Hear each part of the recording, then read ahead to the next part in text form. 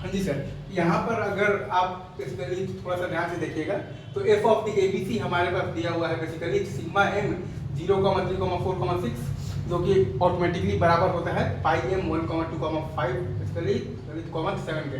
तो एबीसी और एफ हम लोग तो लिख देंगे कि 0, 3, 4 और 6 पर 1 है और बाकी जगह पर 0 है। तो यहाँ पर बेसिकली के मैप बनाना भी हम लोगों को आता है। तो एफ बराबर अगर आप देखिएगा तो एक पेयर बनेगा आपके पास बेसिकली, तो ये दोनों 1 का पेयर बनेगा तो आपके पास आ जाएगा बी बार इंटू आ जाएगा सी बार। फिर एक पेयर बनेगा जब ये दोनों 1 का तो आपके पास आ जाएगा ए इंटू आ जाएगा बेसिकली सी बार।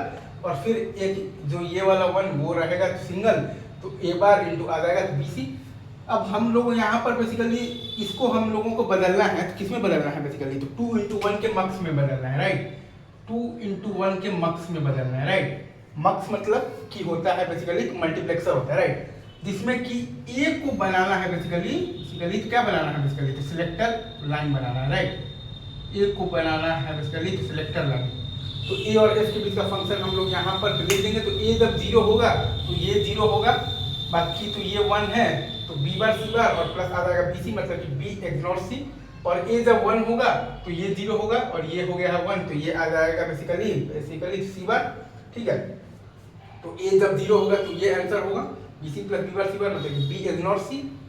और ए जब आपका 1 होगा तो आंसर आ जाएगा बेसिकली सी बार। यही आपका basically F of the ABC को रिप्रेजेंट कर रहा है ये फंक्शन का 2 इंटू 1 मक्स के फॉर्म में।